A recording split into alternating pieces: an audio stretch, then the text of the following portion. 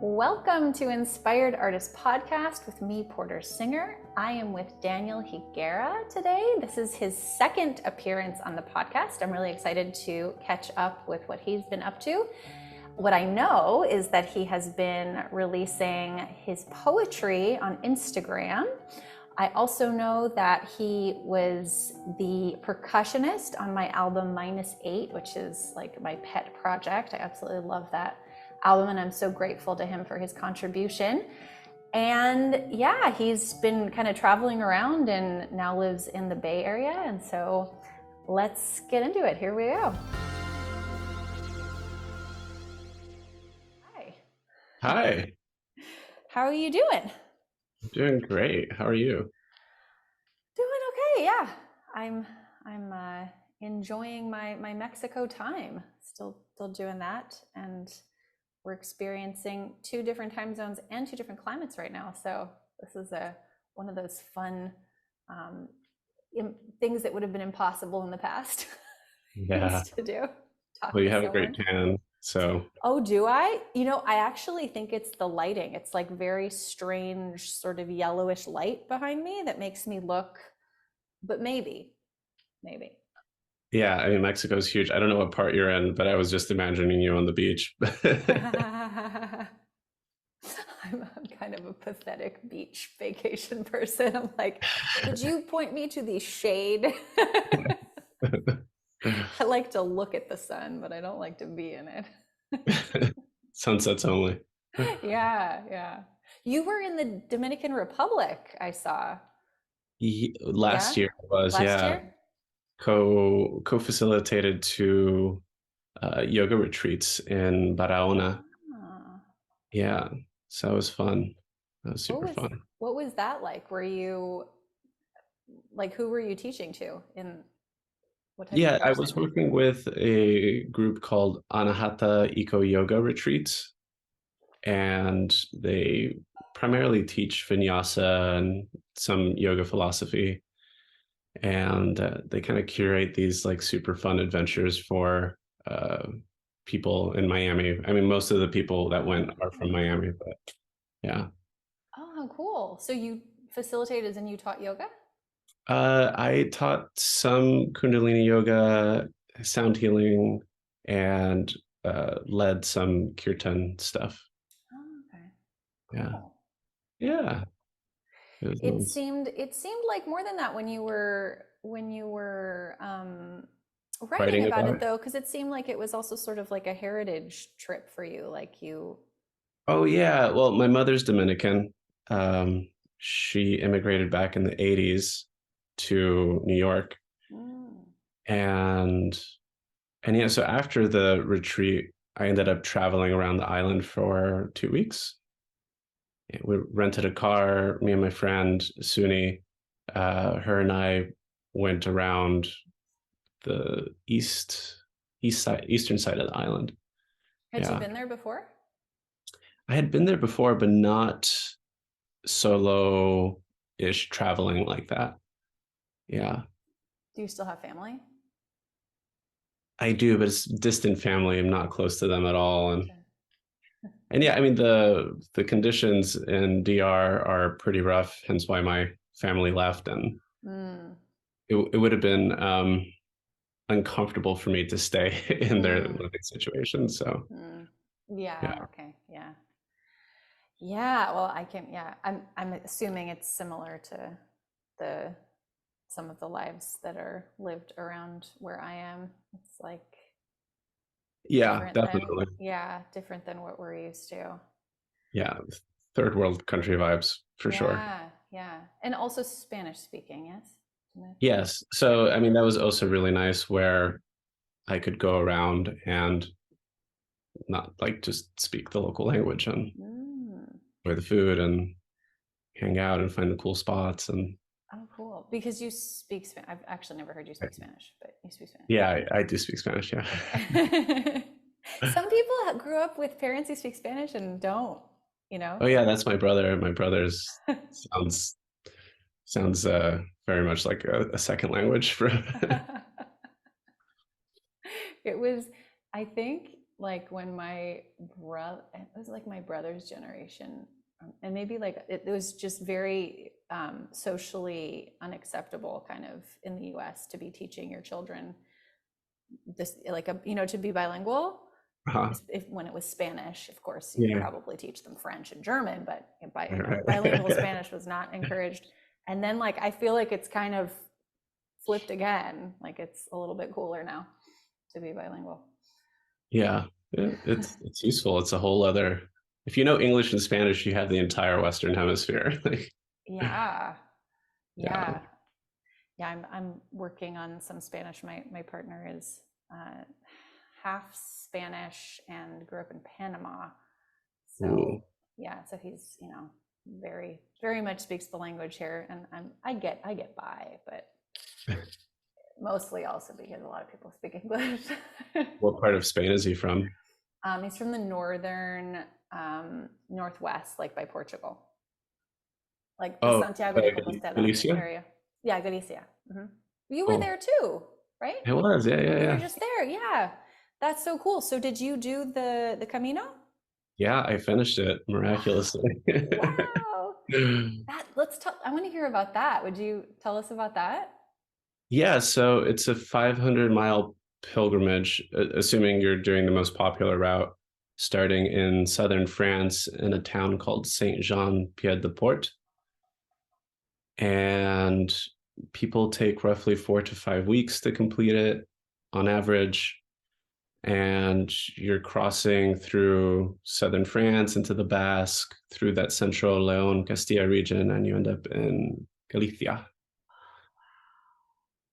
Okay. Yeah. And it's So, walking every day. Yeah, you like. I mean, if you can manage it, yes. Okay. Did you? Um, Did you take some days off? definitely took some days off. There's there's nothing that can really quite prepare you for that unless you're like just climbing up and down hills for 8 hours a day for months. It's like Oh, I didn't even think about that. Oh, it's a lot of inclines, and I a mean, lot of inclines, a lot of yeah, inclines. okay. When I'm thinking of walking, I'm thinking like down a street, but okay, yeah, that makes Yeah, sense. it's not a sidewalk. Which, I mean, that's kind of how I prepared for it. I put a 20-pound weight in a backpack and just started walking. And I got up to like 3 or 4 hours a day. I did very little preparation. And when I got there, within the first 5 minutes, I was out of breath because you start off in the Pyrenees, so it's a mountain, so it's a mountain range. Like it's up and down, Whoa. up and down, up and down, Oh my and God. very steep incline. And I had everybody starts off trips with too many things, and I had too many things. You're like, don't need that flashlight, don't need extra underwear. Just Yeah, like kind of. I shipped out like half my things basically. Yeah, Holy moly. and I Wait. Oh, go ahead. no, go for it. No, I was just wondering, like, so you said it took 4 to 5 weeks, but is that how long it took for you to do it, or did you do a little bit? 33 days, so four Okay. and a half, Well, that's not. almost five. Yeah. Okay. Yeah. Okay. Okay. But so you start in the Pyrenees. That's hardcore. Yeah, we started in the Pyrenees on the Camino Frances. And you have a guide. Is that how you know where to go? No, it's pretty straightforward. They have arrows everywhere, these yellow arrows that kind of become very iconic if you walk it. I actually miss the yellow arrows quite a lot. I would imagine that gets quite comforting, huh? Because in life you don't have yellow arrows. Yeah. Yeah, the simplicity of it is so extraordinary because there's only one direction to go in. And Hmm. you know that you're walking towards something very beautiful and majestic, and that there's going to be a lot of beauty along the way. And yeah, so not having to make decisions is a relief. How did that impact like your mental clarity, if at all? Not having to make decisions on a daily basis. Yeah, well, it's a lot of time alone. Um, Especially the way I approached it. After the first week, I enjoyed socializing, walking on actually walking during the day with people, but I saw that that kind of hindered my own ability to process what I needed to process. And yeah, it's a walking meditation. You're alone and you're walking the way I approached it. And there was one day in particular that was kind of one of the more impactful days. It was like 9 hours walking alone. And I started off the day in a grumpy mood. And you know, those days where it's just a flood of thoughts and you just can't control it for some reason. And it was like that the entire time. And then about an hour before I knew I was going to stop and rest for the day, I summited this hill and it was like my mind cracked in half. And then it was just peace and serenity. And I looked over the valley and there was clouds and the sun was shining through really softly. And there's this gentle breeze and there's poppy flowers on both sides and these endless wheatgrass fields. And yeah, it was really beautiful. It was, Wow. so yeah, not having to worry about a lot of things makes that possible, you Hmm. know. How do you know where to sleep? So on the Camino Frances, about every 5 kilometers, there's another town. Okay. A lot of these towns have been around for centuries, if not over 1,000 years. The Hmm. pilgrimage is a bit older than 1,000 years, and these towns have been living off of the route for as long as they've been around. Hmm. And so they set up hostels that are specifically for pilgrims called albergues. Hmm. And yeah, you pay 10, 15 euros and you have a bed Hmm. and you're sleeping in this dormitory sort of thing with all the other pilgrims. Is it like a co-ed thing? Most of them are, yeah. Most of them are. Huh. Yeah. How is that? I remember doing hostels when I was in my 20s, and it's a little hard for me to picture myself in one. I've gotten a little comfortable. Yeah, yeah.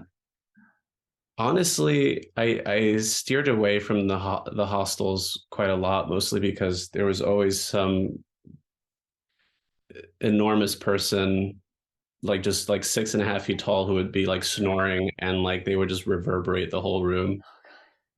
So that was pretty rough. And so even with earplugs in, it's like you can't No, sleep. earplugs don't work for that. Would be a wonderful invention. Somebody tuning in right now who's a scientist, an earplug that cuts off the frequency of snoring. Yeah, Because in my experience, you can't drown out the low vibrational sounds with the earplugs. no, it's no, you can't. Maybe that exists already. Anyway, I haven't Right. found them. So what did you And, do instead?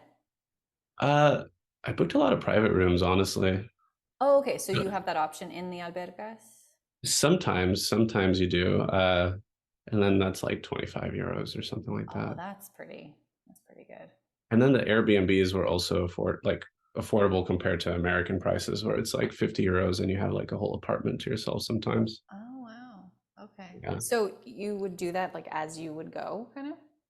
Yeah, I picked up a Spanish SIM card and Ah, okay. I never exactly knew where I was going to stay most of the time. So like I'd feel into like how my body was feeling, and if if I knew in an hour or two I was done, I would just find the next town and book Mm, something. mm. Yeah. Wow. Did that make you anxious at all, or were you pretty chilled out about that? I think after the first day or two, I was okay. I wasn't like I saw that there was a lot of accommodations, so Yeah. it wasn't ever an issue really. How did you hear about this? Is it something you've been wanting to do for a while, or? It's something I've been wanting to do for 10 years. Okay. Yeah, so I saw this movie called The Way by Yeah. um, Martin Sheen, Charlie Sheen's father. Oh, okay.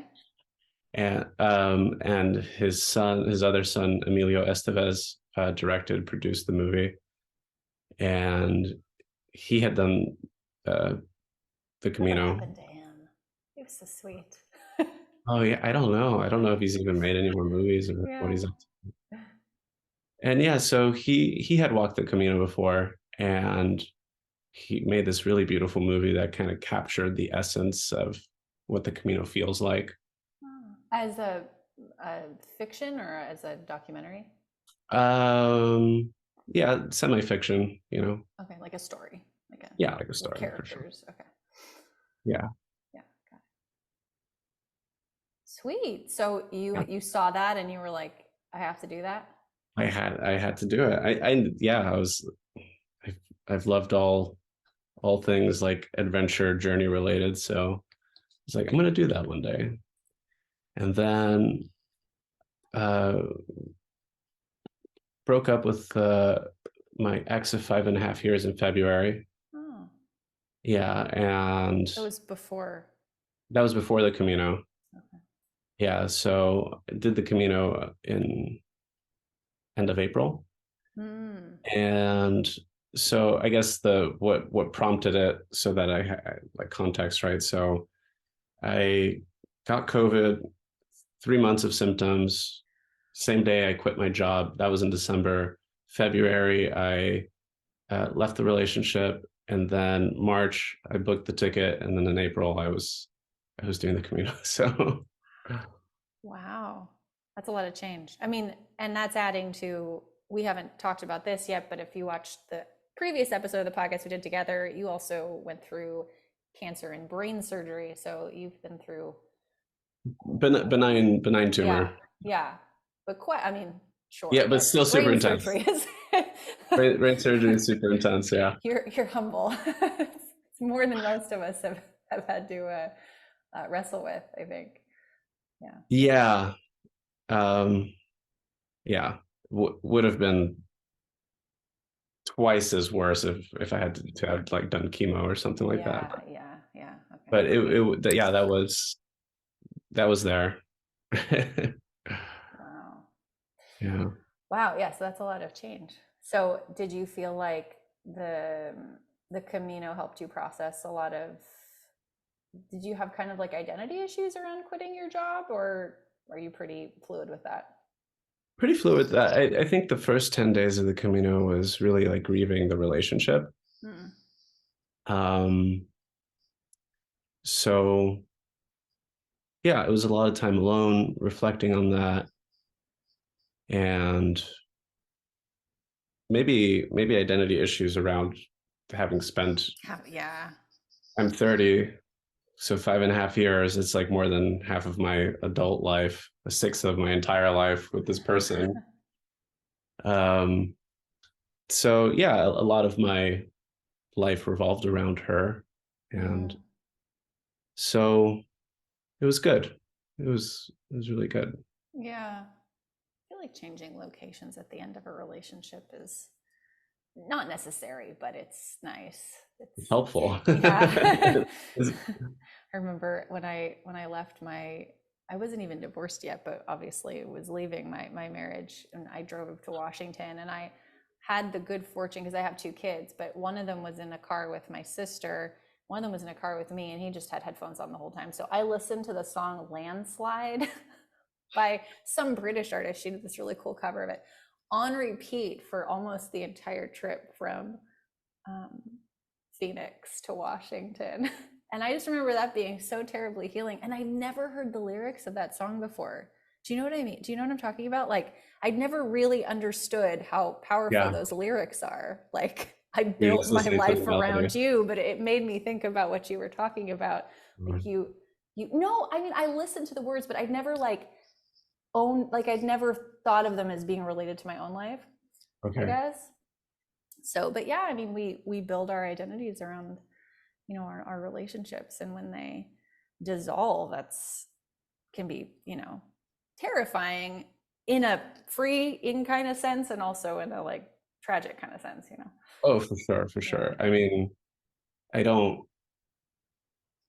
I mean, yeah, I'm the most consistently happy I've been since in the last 5.5 years, really. Um, but yeah, it's brutal because you know it's something you need to do, and you know it's not going to work out, and you kind of bide your time and you just try to work things out. And I mean, at least for me, like I was in denial for a long time, Mm. and I kept sticking it out, and that only made it harder. And eventually, yeah. So, I mean, the aftermath of that was like me still really wanting her, you know, but like just basically forcing myself out. Mm-hmm. And yeah, it takes a while for the heart to kind of change course. Mm. What do you, if you don't mind me asking, like, what do you feel like kept you for so long? I'm not that 5 years is that long, but like, what was the thought Well, of 5 years like, is long for me, but yeah.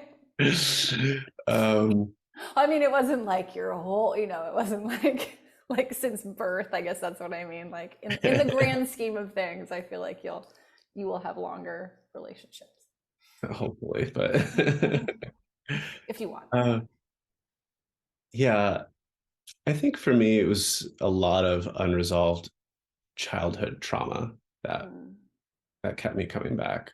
mm, So the last year of the relationship, I had started going to therapy, and I was seeing this guy who combined cognitive behavioral therapy with somatic experiencing.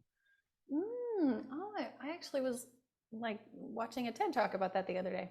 Love to hear more Yeah, about that. Yeah. yeah, it's becoming a little more mainstream. The idea of like somatic that like trauma is stored in the body or the Mm, experience of the body. But yeah, so I started that, and you know, I I, I I've I've gone through a lot with my family basically, and I was basically repeating what I had seen and experienced and thought a relationship entailed. mm, And I think I didn't realize how much of my past was guiding my life really. And even the idea that, you know, I had trauma, I kind of like scoffed at it a little bit because I was like, well, you know, nothing big has happened to me. Well, besides the mm, brain surgery thing, but like nobody got murdered in front of me, mm, mm. you know, that's sort of like top Oh tier. wow, that's where you got trauma. Trauma is like watching a Yeah, murder, and anything yeah, else yeah. is Like like the trauma is like, okay. yeah, that level of Yeah. so I, you know, that was that was where my Is bubble was that at. because you know other people who have had that kind of trauma, and so you were sort of minimizing your own? Yeah, Okay, well that makes yeah, sense. yeah. I mean, other people in my family have gone through like very intense things. So I was like, okay, well, I haven't gone through that. Yeah, So, yeah. No, I that makes a lot of sense. Yeah. um, yeah. So where was I? I lost my train of thought. So yeah, sorry. So you were at the somatic experiencing, and you sort of scoffed at having trauma because you didn't think you had experienced any. Yeah. Right. Yeah. Yeah. And I think and it was actually from the encouragement of my ex, funny enough. Oh, interesting. I think that happens a lot, don't you think? Probably, yeah. It's like because you ultimately, I feel like you come together to become better people, and then you discover whether that's together or apart, right? Yeah. Yeah. I mean, yeah, but I mean, thanks to the therapy, got out of Yeah. it. But yeah, so I realized early in those first couple months that okay, there's like a lot of memories that I've always recoiled from, that Mm. I just haven't been able to face on my own. And I, through with the help of my therapist, we kind of parsed them out together, and it, everything just started making sense. Like uh, I from a personality and emotional perspective, I had dated the same person over and over again, Mm. like really to the T, and kind of this like femme fatale, seductress type. Is that your mother? In some ways, yeah, there was some things I experienced growing up that were questionable. You know, she brought a lot of men home and things like that. Mm. That's funny. That's my partner's childhood too. I Yeah. Yeah, well, yeah. So when things aren't explained to children, right? Yeah. Uh, there's all sorts of ideas and emotions that take root, and they kind of run off with them, especially if the family is just one of secrecy and shame. Yeah. And I mean, everybody, I guess, has their own parenting style and stuff like that, but also just not appropriate to be exposing your children to that. Sure. Yeah, I mean, ultimately, like I know from having kids, it's sometimes it's difficult to even explain something because their cognitive skills just aren't there, you know. Yeah, they're not there. There's some things that even shouldn't be a conversation yet. Mm-hmm. So there was a lot of that.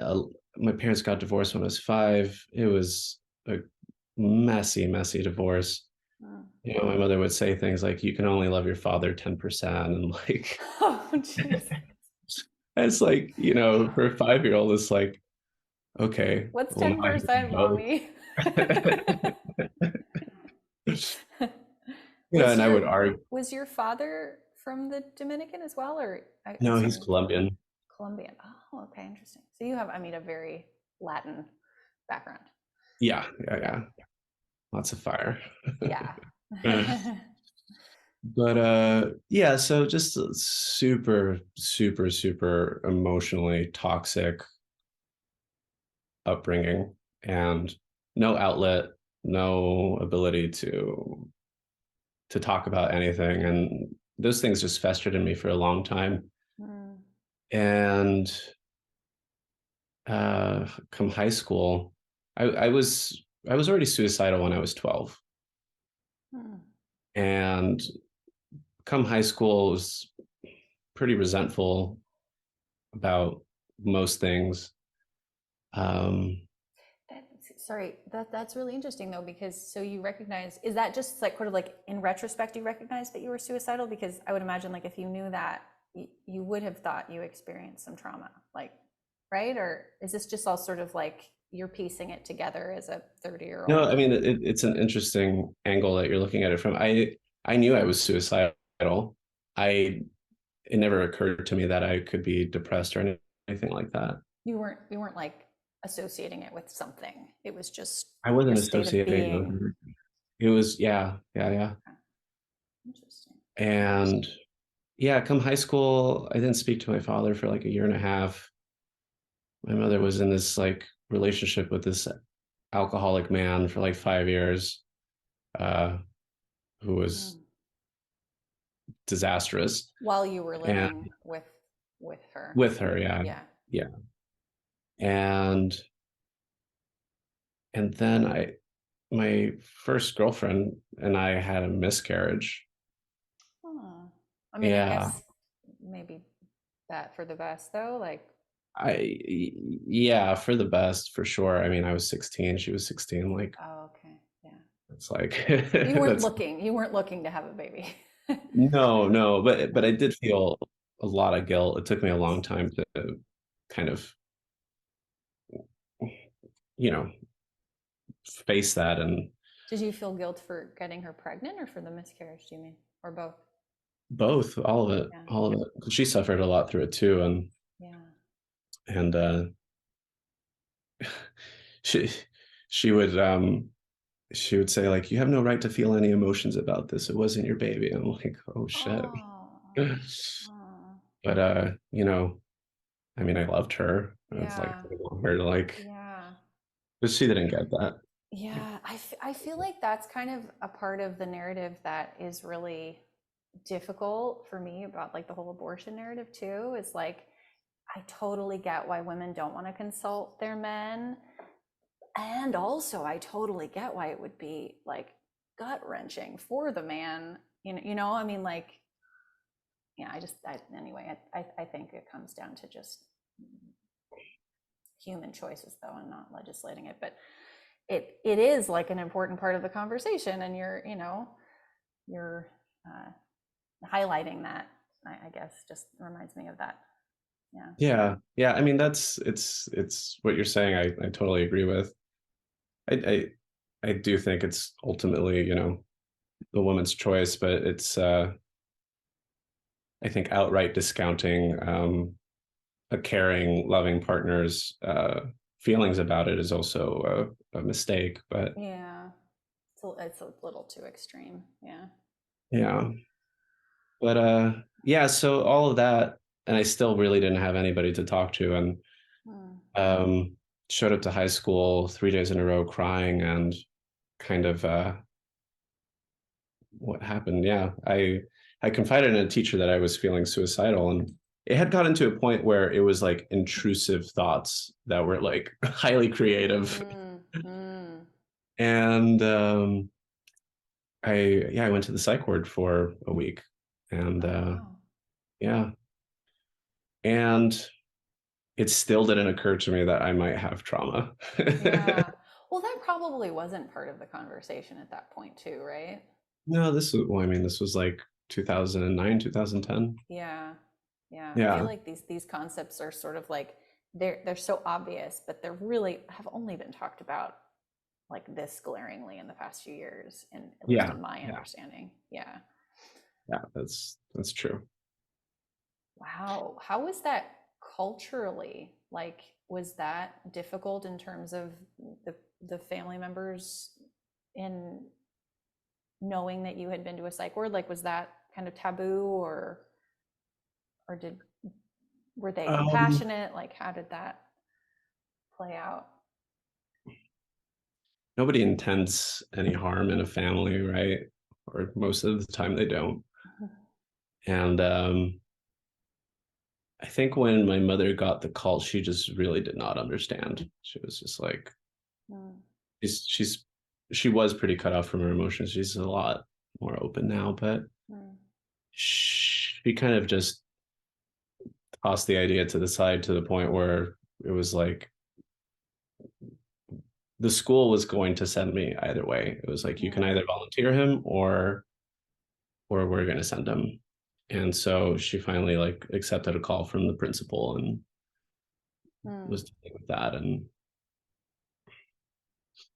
she just she was she was angry. She was mm. angry. At you or at the situation? Maybe both. Mm, Yeah. um I don't know. Didn't ask her. mm. There's so many other things going on. Wow. um so yeah, that was that. And my dad kind of expected me to like snap out of it in a couple months or something like that. And it was, yeah, so not compassionate. Gotcha. Yeah. I mean, mental health issues are pretty taboo in most families, I would say.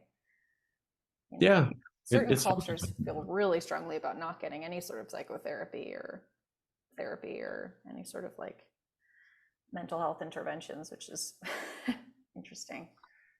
yeah. And funny enough, that's how people stay victims their whole life. I mean, it's like Mhm. you kind of eh, those same people that desperately don't want to feel uh, less than, or like they are the victims of a situation, just unknowingly act out of that emotional place. And before they can even like rein themselves in, they're creating all sorts of dramatic situations that are just like a repetition of the past. Mm. Um, Yeah. I mean, I suppose ultimately, if you are that deep into like your victim identity, then how could you possibly even get helped? right. You know, Yeah. because the things are always happening to me and I can't control it. So I can't control it. I can't, what's help going to do? There is no help for that, you know? No, there's no help for that. Yeah.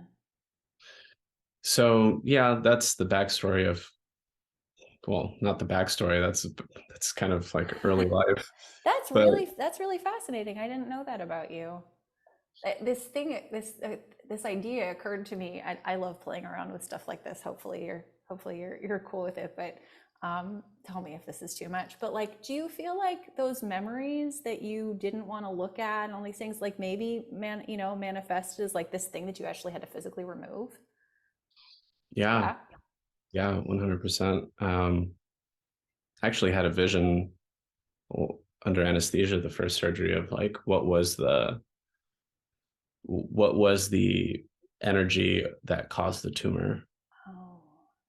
Yeah, and it was a lot of this like sexually related trauma, um, where things weren't explained to me, where it's like I didn't have a choice about what I was seeing in my life, and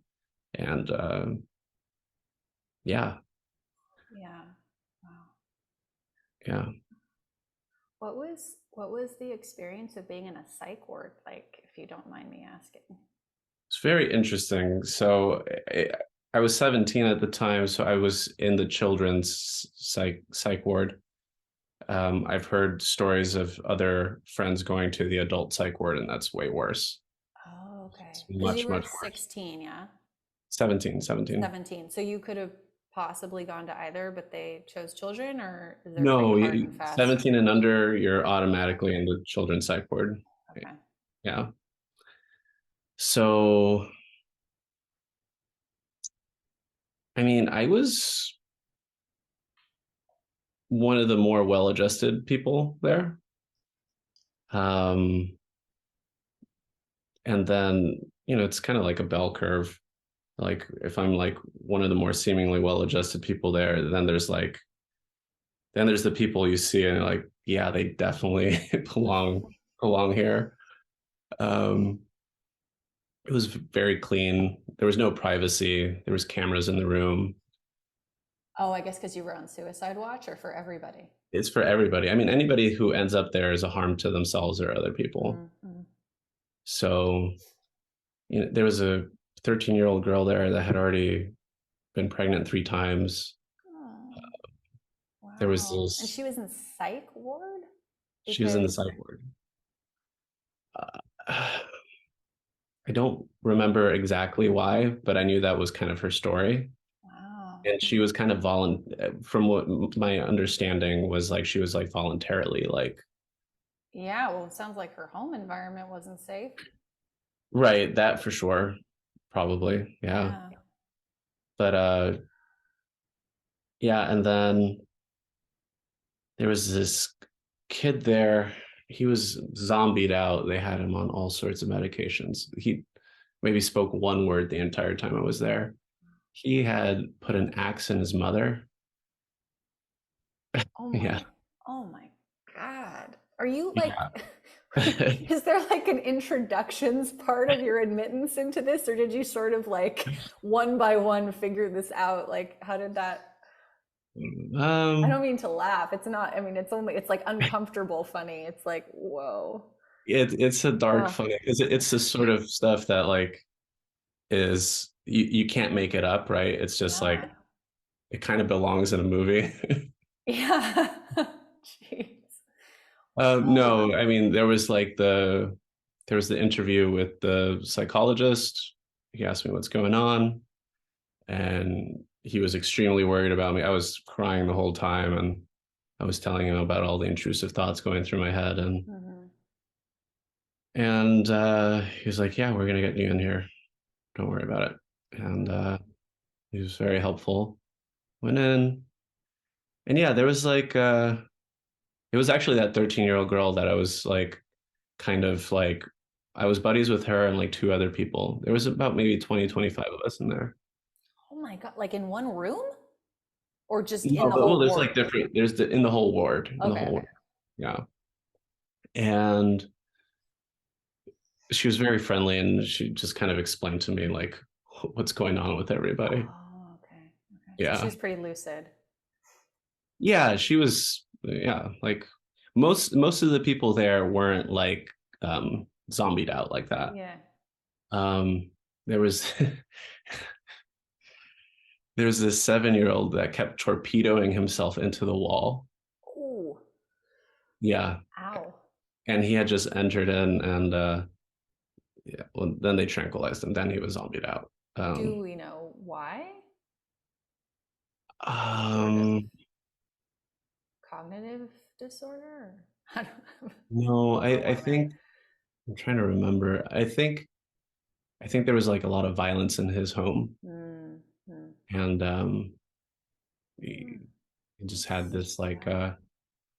yeah. I mean, it's all kids, right? So it's like you don't know how they're going to react to the situations that they're in. Hmm. I mean, the girl had deliberately gotten into these like relationships with older guys.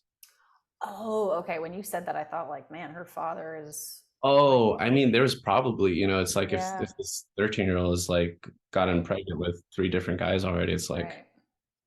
She's probably learned it from somewhere. Yeah, yeah, or just, repeating sexual abuse that she experienced, like who knows? yeah, But yeah. That's what I there's wonder. there's this one kid that kept repeating murciélago in Spanish, which means bat. He Oh, was just like a broken record player. He just like bat, bat bat, is in like a flying bat or a like baseball a bat? flying bat, Oh a wow. flying bat, yeah. Huh. Um, and then there was everybody else, and everybody else was just like,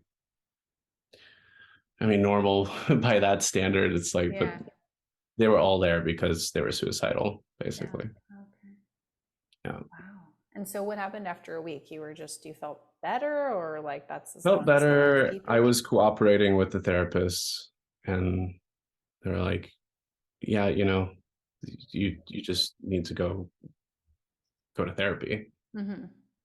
So I did. I did that for 2 years, but I was young. I didn't really. I mean, I was cooperative. I wanted to, but like, I think the level of honesty that you want to have with yourself only grows over time. Mm. So I don't know if, yeah, it was only effective to a certain point, basically, at that time. Mm. Wow. I can't remember how we got into that, but that was really Oh, we were fascinating. talking about my ex Yes, okay, in the that's right. last year and therapy. And so she was 17 years older than me. Oh, wow. Yeah, yeah, interesting choice.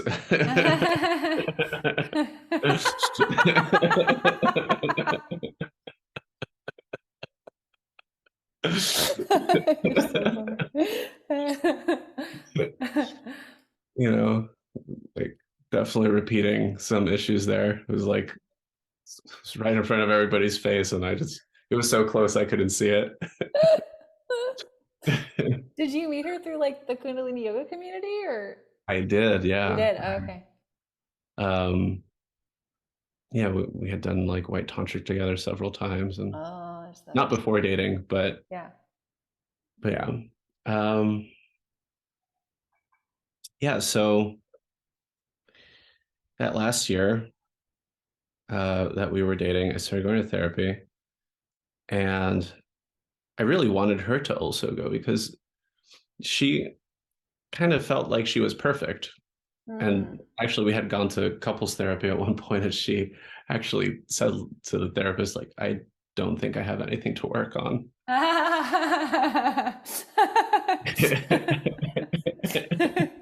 Wow. Yeah.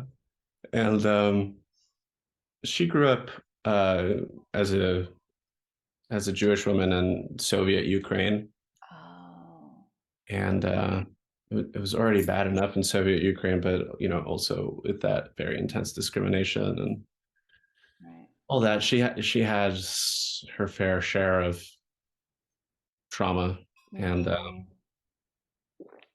but yeah, um, it was like it was one of those heaven hell relationships. It was like amazing and then like awful and then amazing and awful, and we would get into these like weekly or twice weekly fights about nothing, just like literally nothing. And I would just be there kind of like mostly taking the hits. Um, if I had to put a percentage on it, I would say it's like 75-25. mm, and and I asked her like, you know, this like, do you want to get some help? And she reluctantly agreed, but her whole attitude was like, I don't want to work on my trauma. I don't want to do that. It's too And scary. yeah, and yeah, from her, the stories that she told me, I'm like, duh. Like, I would probably not want to face that either. Mm. Um, she had a stepchild. Not, she has a child. My, well, no longer stepchild, but I helped raise him for five Oh, years. oh, okay, okay. And yeah, so it was like my life was really, really enmeshed with hers. Well, I imagine that that was difficult then also to break off the relationship when a child's involved too. Like, did that make it harder? It definitely made it harder. I mean, it's a beautiful thing, and him and I had a really great relationship. Uh, he would come up to me and hug me and tell me I love you like every Oh, day. oh. Was he little? And, he was 12. Oh, When okay. Wow, that's unique. That's nice. yeah, yeah, yeah. Yeah, and funny enough, it was he would have been the same age that uh, the miscarried child from high school would have been. Oh, So I think that that's was when I sweet. started off the relationship. It wasn't super conscious, but I think that was Mm, something in my head. mm, Yeah, that's sweet. So do you feel like this is, well, I suppose I know the answer, but it seems like this is informing a lot of what you're writing lately. Like you're thinking absolutely. about Yeah. all this stuff, right? Yeah. Yeah, I mean, I think a lot of it has been I've always enjoyed writing. I've always felt like it's a natural strong suit for me, Mm-hmm. but I've always been intimidated to share. Mm, And and and yeah, I already had the drums thing going on, so I didn't want to like add anything else really. And it's always been a core value of mine to have radical transparency. And I think while I was on the Camino, it occurred to me like, oh, but I'm not totally necessarily living it. I still have a lot of shame around a lot of things and this very deep-seated fear. mm, And and so when I started sharing the writing, I didn't really know what to expect. But as soon as I did, it was like a huge weight lifted off. mm, And and I think people need to because people see a lot of like this help from like therapists on Instagram and things like that, but nobody ever sees like from the patient side, like what's happening, mm, like what are people's processes, how mm, are they uh, giving voice to their own internal struggles and things like that. And ever since I started sharing, I've had a lot of people just start sharing with me like what they've been going through. Hmm. And that's been very rewarding because I think that's the main point of the writing, to destigmatize, open up conversation, and let people know there's other there's other people going through things like you. Are you still here? I just had a Yeah. little electrical outage. Okay, good. We're still here. So there. And because I know for like the last, definitely in the last 5 6 years, I've felt very much like isolated, in that sense, where it's like I don't really know anybody going through what I'm going through. Hmm. I don't. In the sense of people going through their own trauma, or like specifically your background? Specifically what I was going through in that relationship. Oh, I see. Okay. Um, yeah, and not sure like where to reach out or who to reach out to, because part of also what sharing the writing is doing for me, it's like it's giving me a complete space to speak my truth, Hmm. right? Where it's like most of the time talking to other people, they don't know how to hold space for very sensitive issues, right? Hmm. It's like they automatically want to come up with a solution, Hmm. don't necessarily know how to guide your attention in a meaningful way. Um, so that's part of it also for me. Is just like I just want to speak and not be interrupted.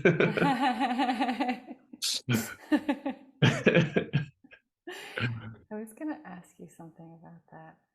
Um, well, first of all, relationships are fucking hard. And I think one of the disservices of social media is like all we ever see are these like happy like vacation shots and the oh my gosh, let me tell you, like no matter how amazing you think someone's relationship is, there is darkness there. Like there are conflicts that they're having to resolve. Like I've been surprised so many times thinking that people's relationships were perfect and they were not. But I think that just we have to understand that's normal. Like we can't, it's not, it's not not that you want to be in an abusive relationship, but like even the best relationships, people have issues. Yeah, 100%, 100%.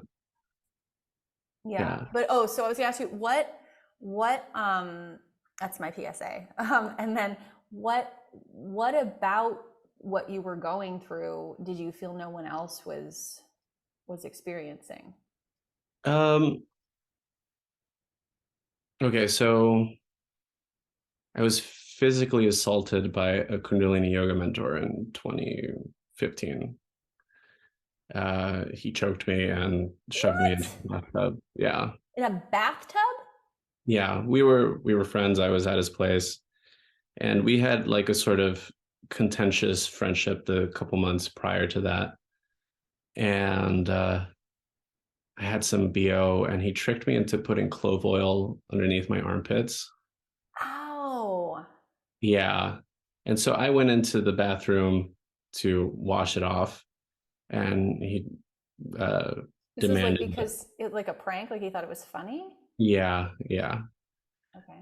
And he demanded that I don't use his towels. I'm like, I'm using your towels because I'm burning, and you did this. And and he comes from behind and chokes me and tosses me into the bathtub.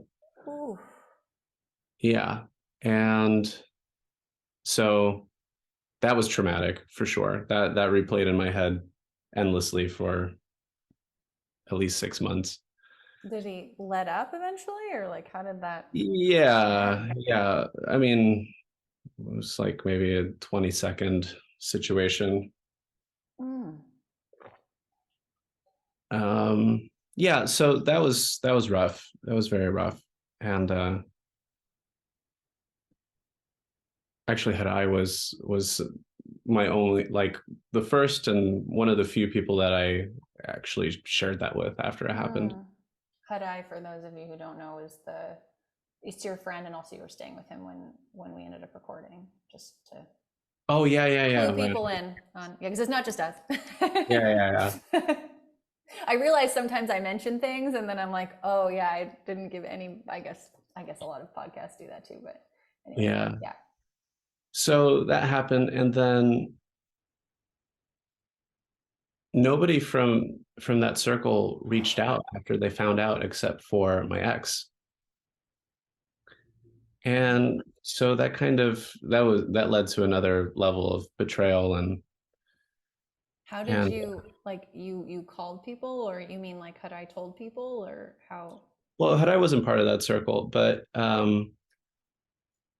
it's just that the word got out, after a couple of weeks, and everybody in that circle of friends knew. It was maybe like 7 to 10 of us, and nobody reached out except for my ex, and that Was kind of was he one of the, like, second generation? no, he Oh, wasn't. okay. Just Yeah, wondering if there was some sort of, I don't know, yeah, trauma crossover. bond, No, like. no. Okay. And she reached out, and we hung out, and that was Oh, so led to this was friendship. after you broke up. No. This was before we even started dating. Oh, I see. Okay. Gotcha. Yeah, and then yeah. So eventually we started dating, but she had hooked up with this guy that assaulted me.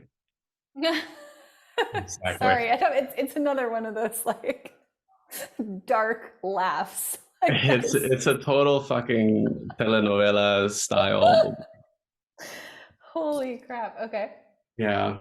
Oh, I cussed. Am I not supposed to cuss? I have this podcast as explicit because I just don't know what people are going to say and I don't want to censor anybody. So, yeah.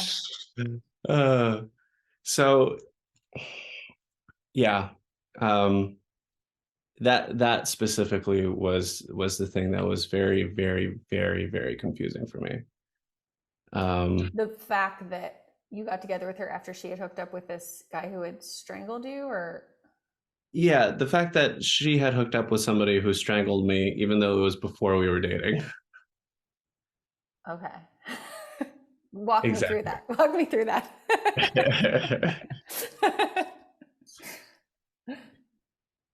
They hook up at some point. Yeah. He assaults me in 2015.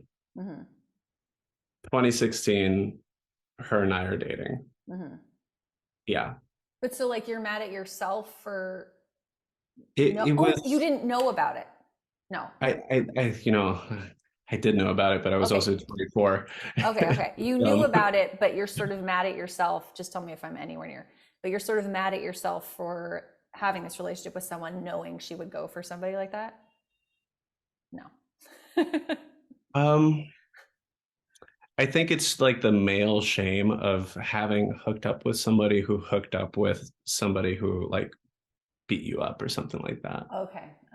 That's hard for Yeah, me to understand, but having you, I get it. Okay, I got it. I mean, it's hard for me to, yeah, like, how should I say? Like, I can cognitively empathize, but I don't know what that feels like. Yeah. right. Um, yeah, that's what was confusing for me. It felt diminishing, Mm. like I wasn't valuing myself, or that she wasn't valuing me. She eventually cut off her friendship with him completely, but he was always in that circle. And it starts getting complex because there's all these betrayals from all the people who never reached out, or like I never felt safe around. And so because it's not just one betrayal, it's a bunch of individual betrayals. Yeah. Anyways, I don't know Sorry, I if was it just telling makes my partner he can walk around the place freely. sense. If you're wondering what I'm doing. Yeah, that is um that's really interesting. So that was kind of like the main, you wanted to connect with people in who would maybe empathize with that. Well, not with that in particular, but anything that I had to share, Mm-hmm. you know. And I'm hoping that the writing just doesn't stay like in Grief Central, but yeah. Do you know, it's interesting, but I don't,